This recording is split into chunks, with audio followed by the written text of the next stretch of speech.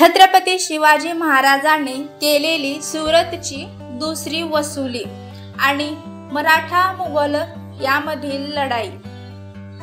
नमस्कार, पीके स्टोरीज चॅनलवर आपलं स्वागत आहे। आज आपण सुरतची दुसरी लूट किंवा दुसरी लढाई असेही म्हणलं तरी चालेल याविषयी आपल्याला संदर्भात माहिती घेणार आहोत। चला तर मग व्हिडिओला सुरुवात करू। 16 वर्षात जे कमवले ते जवळजवळ सर्व पुरंदरच्या तहात छत्रपती शिवाजी महाराजांनी गमावले होते। लढण्याची किमान ताकद शिल्लक राहिली होती। सोबत होती ती फक्त प्रचंड आत्मविश्वासाची, निर्धाराची आणि जिजाऊंच्या आशीर्वादाची आणि स्वराज्य स्वप्न साकार करायचेच ह्या ध्येयानं झपाटलेल्या सोबतींची। नोव्हेंबर 1666 मध्ये आग्र्याहून स्वतःची सुटका करून परत आल्यावर छत्रपती शिवाजी महाराज औरंगजेबाच्या दख्खन सुभेदाराला म्हणजेच शहाजहान मुअज्जम याला आपण झालेला तह मोडणार नाही असे पत्र लिहून स्पष्टपणे कळवले होते। ह्या मागचे राजकारण साधे सरळ होते। लढण्याची ताकद पुन्हा एकदा निर्माण करायला काही अवधी जावा लागणारच होता। 1667 ते 1669 या 2 वर्षात मराठ्यांनी इंग्रजांकडून नवीन शस्त्रे विकत घेतली, फौज अधिक वाढवली। विजापूर आणि पोर्तुगीज यांना आपला धाक दाखवायला मराठा फौज पुन्हा सज्ज झाली। पोर्तुगीजांना आणि त्यांच्या संरक्षणात गुंडगिरी करणाऱ्या 3 देसायांना धाक बसावा म्हणून राजांनी बारदेश मोहीम आखली, यशस्वी केली आणि पोर्तुगीजांना मराठ्यांचे वर्चस्व मान्य करून तह करणे भाग पडले। आता सिद्धीने मराठा विरोधात कुरापती सुरू केल्या। उघडपणे इंग्रज आणि पोर्तुगीज लपून त्याला मदत करत होते। खुद मुघल सिद्धीला मराठा विरोधात उपयुक्त करीत होते। तिकडे उत्तरेस सप्टेंबर 1669 मध्ये औरंगजेबाने बनारस मध्ये मंदिरे तोडण्याचा सपाटा चालवला। शिवरायांना ह्या गोष्टीचा नक्कीच प्रचंड राग आलेला असणार। डिसेंबर महिन्यात औरंगाबाद येथे असणारे प्रतापराव आणि आनंदराव मराठा फौज घेऊन राजगडी परत आले। मराठे आणि मुघल यांच्यामधला तह मोडला होता। पुन्हा मराठे मुघल तह झाला, तो 37 वर्ष लढल्यावर आणि औरंगजेबाच्या मृत्यूनंतर। फेब्रुवारी 1670 मध्ये मराठे विस्मयजनकरित्या मुघलावर तुटून पडले। 4 फेब्रुवारी 1670 रोजी सुभेदार तानाजी मालुसरे यांनी कोंढ्याला जिंकून त्याची सुरुवात करून दिली।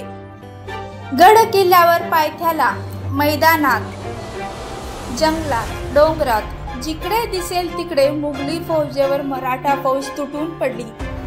लोहगड, रोहिडा, माहुली आणि पुरंदरच्या तहात दिलेले किल्ले एका मागून एक पुन्हा एकदा मराठ्यांनी जिंकून घेतले। शिवराय मुघलांचे काही किल्ले आणि जहागीर लुटायचे काम सुरू केले। फेब्रुवारी ते जुलै महिन्यात मुघल फौजेच्या हालाला पारावर राहिला नव्हता। पावसाळ्याच्या शेवटाला अजून एक धक्कादायक बातमी दिल्लीला पोहोचली, ती म्हणजे शिवाजीने पुन्हा सुरत लुटली। 10,000 पायदळ, 10,000 घोडदळ, पंतप्रधान मोरोपंत पिंगळे, सेनापती प्रतापराव, उपसेनापती आनंदराव ह्या सर्वांना सोबत घेऊन 3 ऑक्टोबर रोजी खुद शिवराय सुरत येथे जाऊन पोहोचले। सुरतेच्या वेशीवरून शिवरायांनी सुरतेच्या मुघली सुभेदाराला पत्र पाठवले। बादशहामुळेच मला माझ्या जनतेचे आणि देशाचे रक्षण करण्यासाठी फौज उभी करावी लागत आहे, तेव्हा त्या फौजेचा खर्च सुद्धा तुमच्याच प्रांतातून द्यायला हवा। मी दुसऱ्यांदा आणि शेवटचे सुरतेच्या उत्पन्नाचा 4था भाग मागत आहे। ह्या पत्रामध्ये शिवाजी राजांचा हेतू आणि उद्देश स्पष्ट दिसून येतो। I demand for the 3rd time, which I declare to be the last, cup part of revenue under your government, as your emperor has forced to me keep an army for the defense of my people and country. That army must be paid to by the subjects.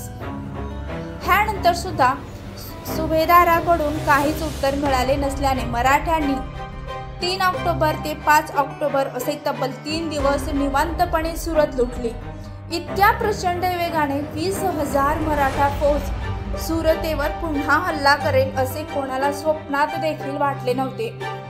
पण जे शत्रूला अपेक्षित नसते नेमके तेच करण्यात शिवराय तत्पर होते. मराठ्यांनी आपला डाव साधला होता. जितक्या वेगाने ते सुरतेच्या दिशेने गेले तितक्याच वेगाने लूट घेऊन ते परतीच्या मार्गाला निघाले.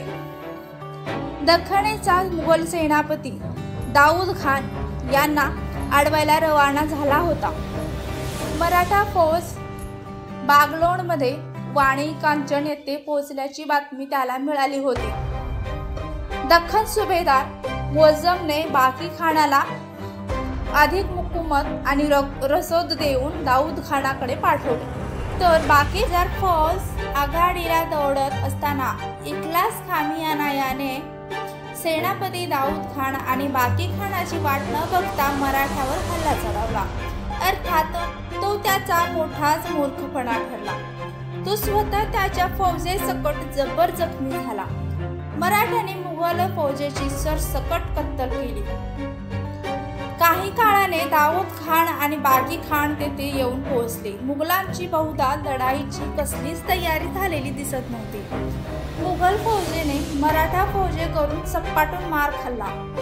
मुघलासोबत असणाऱ्या बुंदेले सैन्याने मराठ्यांना कसे बसे रोखून धरले होते. मराठ्यांचे लक्ष देखील लढाईकडे नव्हते. सोबत असलेला करोडोचा खजाना सुखरूप मार्गी लावणे हे त्यांचे प्रथम उद्दिष्ट होते. संपूर्ण दिवसात मराठ्यांनी बेरेरगी म्हणजे शत्रूला चौघू बाजूने घेऊन केली जाणारी फिरती लढाई होती. या तंत्राने मुघलांना हैराण करून सोडले. 16 ऑक्टोबरच्या संध्याकाळी मराठा फौजेने पुन्हा एकदा मुघलांवर जब्बर हल्ला चढवत आपली पुढची वाट मोकळी करून घेतली आणि ते सुरतेच्या लुटीसकट पुढे सटकले. मराठ्यांची पिछाडीची फौज मुघलांना गुंगारा देत मध्येच लढत लुटीपासून दूर घेऊन जात होती. मराठे मुघल तह मोडल्यानंतर पहिल्यांदाच समोरासमोरच्या लढाईत मराठ्यांनी मुघली फौजेला पराभूत केले होते.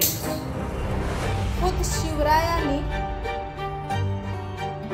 जातीने ह्या लढाईमध्ये सामील होते. स्वतःची बाजू भूमी गनिमापासून मुक्त करण्यासाठी ते असुसलेले होते. सुरत लूट सुरक्षितरित्या राजगडाच्या वाटेवर नेण्यात मराठ्यांना यश आलेच, पण इतक्यात ते थांबले नाही. शिवरायांनी पंतप्रधान मोरोपंत पिंगळे यांना त्रिंबक, औंढा पट्टा, रवाळ्या, जावळ्या हा नाशिक आसपासचा संपूर्ण भाग काबीज करण्याच्या कामगिरीवर पाठवले आणि स्वतः शिवराय करंजा बेरळ ह्या खानदेश भागात शिरले. मुघली भागात त्यांनी प्रचंड लूट चालवली. थोडक्यात शिवरायांनी मुघलांना पूर्णपणे जमीनदोस्त करण्याच्या दिशेने एक मजबूत पाऊल टाकले होते. आता ते मागे हटणार नव्हते. स्वरक्षणाचा सर्वोत्तम पर्याय तो म्हणजे शत्रूच्या प्रदेशात आक्रमण. तुम्हाला हा व्हिडिओ आवडला असेल तर व्हिडिओला लाईक करा आणि अशाच नवनवीन व्हिडिओसाठी चॅनलला सबस्क्राईब नक्की करा. धन्यवाद. जय शिवराय.